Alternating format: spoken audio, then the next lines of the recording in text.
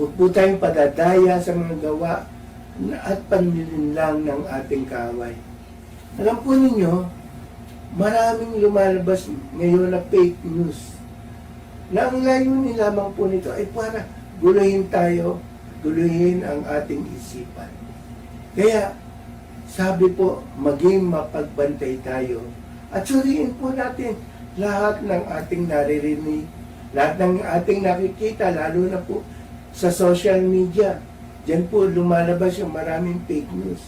Kaya kadalasan, ito pong social media ay binabatikos dahil bakit po sila naglalabas ng mga ganitong uri ng fake news.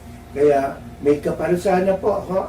Kaya bilang babala po, sinabihan ko na din po ang aking may bahay na huwag siya basta forward ng mga messages dahil maaaring ito po ay isang fake news. Kaya sabi po, unang sabi sa atin, be on guard. Maging mapagbantay kayo.